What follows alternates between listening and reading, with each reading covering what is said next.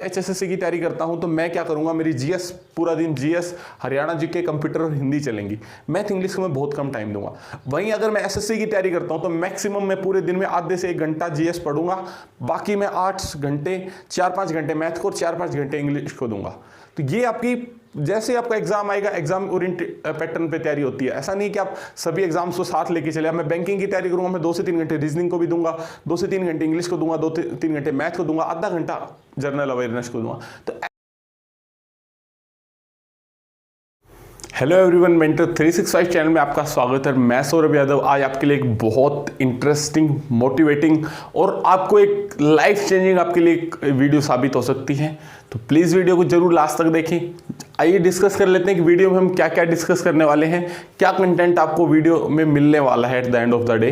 तो सबसे पहली बात, जो कॉमन मिस्टेक्स जो बच्चे करते हैं कि ये कॉमन मिस्टेक्स, पता है सबको अपनी गलतियों का पता होता है, लेकिन हम कहीं ना कहीं रूटीन में वो चीज़ें करते रहते हैं। लेकिन जब कोई हमें पोक कर देता है, कोई हमें बता देता है कि हाँ ये गलती तू कर रहा है, तो हम उसको सुधारने में लग जाते हैं। तो आज मैं कोशिश करूंगा मैं आपको अपनी गलतियों का एहसास दिलाऊं। अगर आप भी यही गलतियां कर रहे हैं तो अपनी गलतियों को सुधारें। हर गलती को अपनी नोट कर लें। अगर आपको लगता है कि हाँ ये गलती मैं भी कर रहा हूं, तो उस गलती पर जरूर अपना मेहनत करें, डेली उसको धीरे धीरे उसको सुधारने का प्रयास करें। दूसरी बात हम करेंगे कि एक बच्चा हर एग्जाम में 4, 5, 7 नंबर से रह रहा है। एचएसएससी की बात हो, कोई भी कॉम्पिटिटिव एग्जाम्स की बात हो, तो वो क्यों रह रहा है और उसको क्या करना चाहिए। अगर वो लास्ट टाइम भी 2-4 नंबर से रह गया था तो उसको क्या, उसने गलतियां, छोटी छोटी चीजें छोड़ दी जो उसको करनी चाहिए थी। तीसरी बात करेंगे सिलेक्शन ना होने का क्या कारण है, क्यों बच्चे सिलेक्शन नहीं ले जा रहे। ठीक है, तो एक एक चीजों पे डिस्कस कर लेते हैं। सबसे पहले बात कर लेते हैं उस बच्चे की कॉमन मिस्टेक्स के बारे में। ठीक है, सबसे पहली जो कॉमन मिस्टेक्स करते हैं बच्चे वो है मल्टीपल बुक्स। मल्टीपल बुक्स, अब मैं आपको बता देता हूं कि आपको कैसे पता लगेगा कि आप मल्टीपल बुक्स पढ़ रहे हैं या बिल्कुल सफिशिएंट बुक पढ़ रहे हैं। क्योंकि मान लो मेरे को एसएससी सीजीएल मैथ का पेपर देना है तो मेरे को 3-4 बुक पढ़नी पड़ेंगी मैथ की, लेकिन वहीं मेरे को एचएसएससी देना है तो एक। लेकिन आपको कैसे पता चले कि आपको 3-4 बुक पढ़नी है एक? तो सबसे पहली बात है कि अपनी कोई भी एक बुक उठाएं और उससे अपनी तैयारी करें। 1 या 2 बुक आपने चूज कर ली, कोई परमानेंट सोर्स की, ठीक है हाँ ये 2 बुक कर ली मैंने, वही करनी है। 2 बुक जब आपकी फाइनल होगी, उस बुक के बाद आप जिस भी एग्जाम की तैयारी करें, उस बुक के बाद आप जिस भी एग्जाम की तैयारी कर रहे हैं, उस एग्जाम के आप अपने मॉक टेस्ट उठाएं। और मॉक टेस्ट उठाने के बाद आप ये देखें कि हाँ मैं क्वेश्चन कर पा रहा हूं। अगर क्वेश्चन कर पा रहे हैं तो आपको और बुक्स ढूंढने की जरूरत नहीं है। अब एचएसएससी से ले लेते हैं, आपने हरियाणा जीके की एक बुक पढ़ी, उसके बाद अपने पुराने प्रीवियस ईयर के मॉक उठाएं, कोई भी किसी भी कोचिंग के मॉक उठा लें, आप लगा के देखें। अगर आपके 4, 5, 6 क्वेश्चन रह रहे हैं, एक आधा क्वेश्चन रह रहा है कोई दिक्कत नहीं, 5-10 मॉक लगाने के बाद आपके 5-5, 7-7 क्वेश्चन है जो आपकी बुक में से ही नहीं है, तो जरूर बशर्ते आपको दूसरी बुक लगानी चाहिए। दूसरी बुक लगाने के बाद फिर वही काम करें। तो ऐसे आपको पता चलेगा कि आप मल्टीपल बुक्स पढ़ रहे हैं, सही है या गलत है। ठीक है, तो इस चीज को आप अपना ध्यान रखें। मल्टीपल बुक्स ना पढ़े, एक बुक को मल्टीपल टाइम पढ़ें जब तक उसमें से क्वेश्चन, आपको एक भी क्वेश्चन उसमें से आ जाए और आपका गलत ना हो, उसी के बाद आप दूसरी बुक पे जा सकते हैं। ठीक है, दूसरी बात जो बच्चे लगातार कर रहे हैं वो है टाइम टेबल। टाइम टेबल बच्चों को पता ही नहीं होता कि किस चीज़ को कितनी वेटेज देनी है। Math English long term subject हैं। अब अगर मेरे को एचएसएससी की तैयारी करनी है तो मैं जीके पे ज़्यादा मेहनत करूंगा, लेकिन अगर वहीं मेरे को एसएससी की तैयारी करनी है, और ये सब चीज़ें पता है बच्चों, मैं अपने एक्सपीरियंस से बता रहा हूँ। मेरे हरियाणा, आप स्टेट की बात करोगे 115 नंबर थे, नॉर्मल एवरेज से काफ़ी अच्छा स्कोर था। दिल्ली पुलिस कांस्टेबल की बात करोगे, अभी हाल फिलहाल में फिजिकल उसके चलने वाले हैं, 84 मार्क्स थे। सीपीओ की बात करेंगे आप, मेरे 157 मार्क्स थे। और किसी अदर एग्जाम की आप बात कर लो, सीएचएसएल बात करोगे 175 मार्क्स थे। हर एग्जाम में कहीं ना कहीं एक्सीलेंट स्कोर किया, क्योंकि हर चीज़ गलतियों पे मैंने अपना काम किया, और इसीलिए मैं आपको आज समझा रहा हूँ कि कैसे आप अपनी गलतियों को दूर कर सकते हैं। ठीक है, अब बात कर लेते हैं टाइम टेबल की और मॉक टेस्ट की। अब टाइम टेबल क्या होता है बच्चों को पता नहीं होता। मान लो मैं आज एचएसएससी की तैयारी करता हूं तो मैं क्या करूंगा, मेरी जीएस पूरा दिन जीएस, हरियाणा जीके, कंप्यूटर और हिंदी चलेंगी। मैथ इंग्लिश को मैं बहुत कम टाइम दूंगा। वहीं अगर मैं एसएससी की तैयारी करता हूं तो मैक्सिमम मैं पूरे दिन में आधे से 1 घंटा जीएस पढ़ूंगा, बाकी मैं 8 घंटे 4-5 घंटे मैथ को और 4-5 घंटे इंग्लिश को दूंगा। तो ये आपकी जैसे आपका एग्जाम आएगा, एग्जाम ओरिएंटेड पैटर्न पे तैयारी होती है। ऐसा नहीं कि आप सभी एग्जाम्स को साथ लेके चले। मैं बैंकिंग की तैयारी करूंगा, मैं 2 से 3 घंटे रीजनिंग को भी दूंगा, 2 से 3 घंटे इंग्लिश को दूंगा, 2 से 3 घंटे मैथ को दूंगा, आधा घंटा जनरल अवेयरनेस को दूंगा। तो ऐसे आपको चीज़ें मैनेज करनी पड़ेंगी। अब बात कर लेते हैं टाइम टेबल। तो HSSC के लिए क्या बेस्ट टाइम टेबल है, उसके लिए मैं वीडियो बना चुका हूँ, आप जाके देख सकते हैं, बहुत हेल्पफुल रहने वाली है। तीसरी बात कर लेते हैं कि क्या गलती कर रहे हैं। तीसरी बात है हार्ड वर्क। कुछ बच्चे होते हैं जो बहुत ज़्यादा डेडिकेटेड होते हैं कि सर हाँ मुझे तैयारी करनी है, मुझे जी जान से लगना है और मैं कर दूंगा, लेकिन दिक्कत कहाँ आती है कि वो हार्ड वर्क नहीं करते, बस उनकी डेडिकेशन ही दिखती रहती है 24 घंटे। समझिए आप मेरी इस बात को, बहुत ध्यान से समझिए इस बात को कि 24/7 उनकी डेडिकेशन आपको शो होती रहेंगी, वो हमेशा पढ़ाई की बातें करते रहेंगे, सब कुछ करते रहेंगे, लेकिन जब फील्ड में बात आती है काम करने की तो वहाँ उनका हार्ड वर्क नहीं दिखता। बिल्कुल कंसंट्रेशन के साथ अगर आप 8 घंटे लाइब्रेरी में बैठ के नहीं पढ़ रहे तो आपके अंदर कितनी भी डेडिकेशन हो वो काम नहीं आएगी। आपकी डेडिकेशन सिर्फ बातों तक सीमित ना रह के आपको इंप्लीमेंट करनी पड़ेगी, उसको आपको हार्डवर्क में लाना पड़ेगा। ये बात आप समझ लो, खुद को रिव्यू कर लो, कहीं आप इन बच्चों में से तो नहीं हो। चौथी बात है कंसिस्टेंसी। अब बात कर लेते हैं, कुछ स्टूडेंट होते हैं जैसे वो होते तो बहुत हार्ड वर्किंग है, बहुत ज़्यादा हार्ड वर्किंग होते हैं, बहुत ज़्यादा डेडिकेटेड होते हैं, इंटेलिजेंट भी होते हैं, हर चीज़ होती है, सोर्सेज भी सही फॉलो करते हैं, बट वो कंसिस्टेंट नहीं है। जिस दिन लाइब्रेरी में आए, क्योंकि आजकल लाइब्रेरी का ट्रेंड है, काफ़ी बच्चे, तो लाइब्रेरी में अगर वो 2 दिन आए तो अच्छा पढ़ेगा, बाकी 4 दिन वो घर रह के नहीं पढ़ रहा। खुद के माइंड को ऐसे प्रोग्राम कर लो कि हाँ मेरी यहाँ पढ़ाई होती है, ऐसे पढ़ाई होती है, बस मैं यही रूटीन फॉलो करूँगा, मैं दूसरी चीज़ नहीं करूँगा।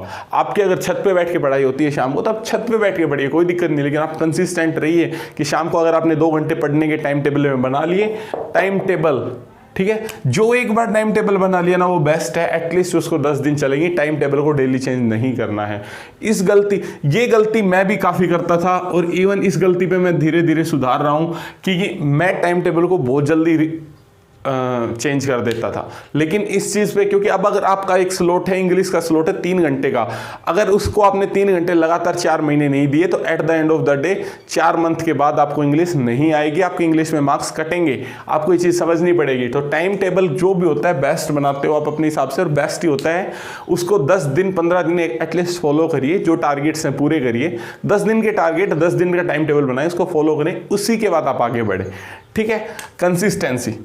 तीसरी बात कर लेते हैं टारगेट्स।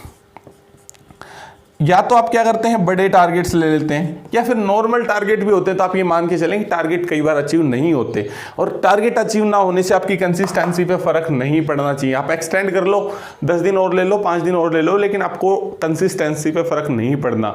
आप रात को जब सोते हो तो खुद को रिव्यू करो कि हाँ मैं आज 8 घंटे पढ़ा, ओके टिक, कोई दिक्कत नहीं। आप अगर 8 घंटे 8 महीने, मैंने इंटरव्यू लिया था एक बैंक पीओ सिलेक्टेड कैंडिडेट्स का, पहले बहुत काफ़ी पहले, तो उन्होंने यही बात कही थी और ये बात कहीं ना कहीं सच भी है कंपटीशन में। 8 महीने 8 घंटे अगर आप पढ़ोगे तो आपको कंपटीशन में कोई नहीं रोक सकता। अब हर एग्जाम में कहीं ना कहीं एक बच्चा आगे निकल जाता है और कहीं ना कहीं पीछे रह जाता है। 5-7 नंबर से जो पीछे रह रहे हैं या 1-2 नंबर से जो पीछे रहे हैं उनके लिए मैं बात करूंगा।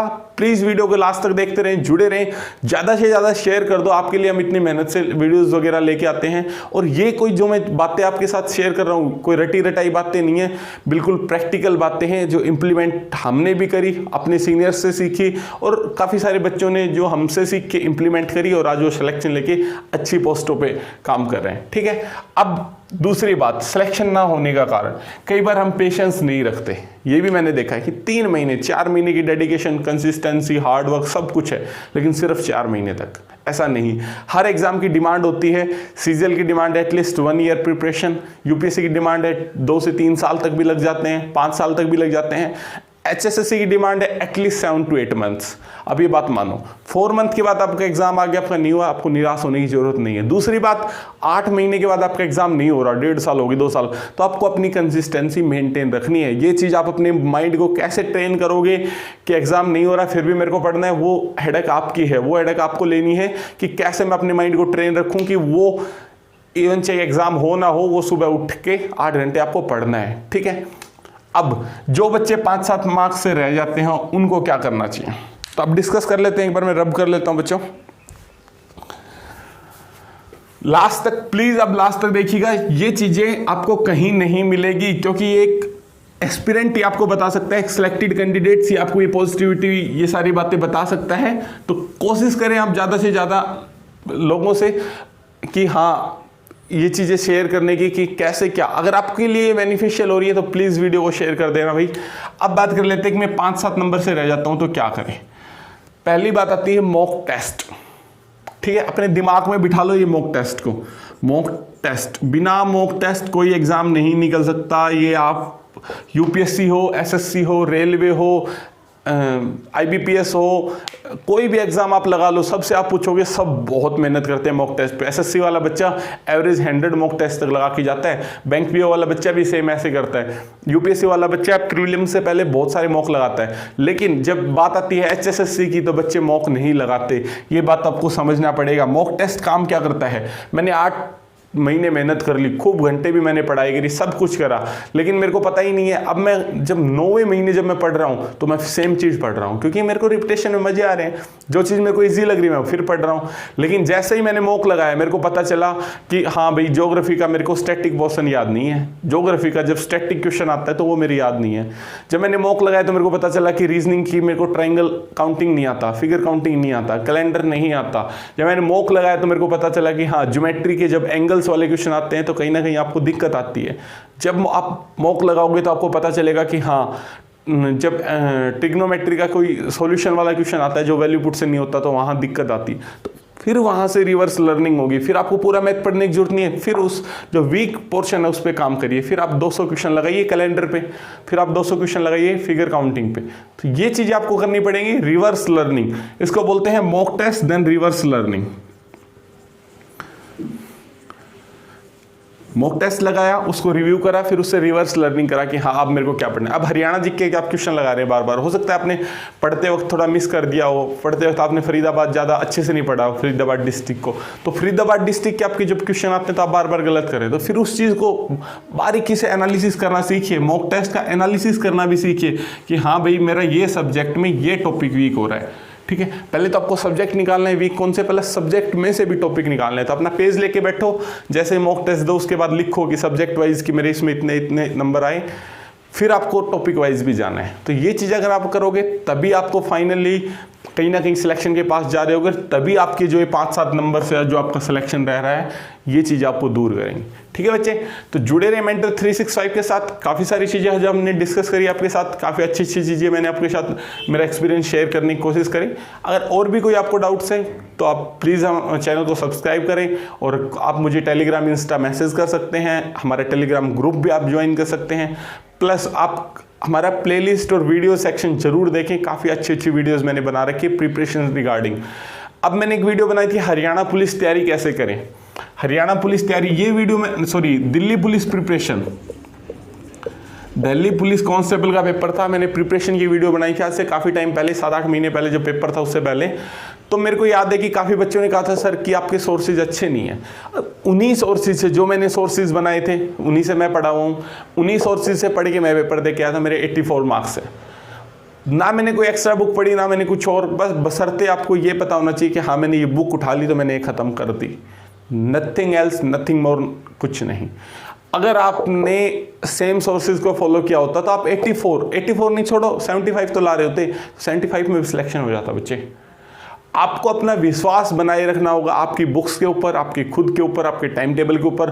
बार बार आप खुद के मन में डाउट नहीं ला सकते, खुद को लेके, आपके टाइम टेबल को लेके। अगर आप बार बार अपने मन में डाउट्स लाते रहेंगे तो आपकी प्रिपरेशन कभी नहीं होगी। At the end of the day आप कुछ नहीं कर पाओगे, और आप दूसरे बच्चों को ये सलाह देते हुए मिलोगे कि कुछ नहीं होता, पेपर टाइम से नहीं होता, ये नहीं होता, वो नहीं होता। जो चीज़ें, देखो आपको एक चीज़ें हमेशा कंपटीशन में याद रखनी पड़ेंगी।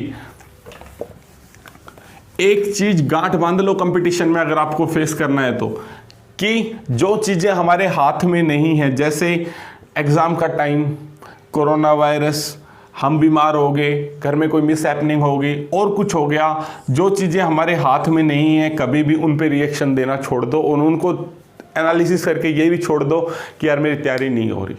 आप अगर ध्यान से देखोगे तो आपको तैयारी करने का बहुत मौका मिलता है।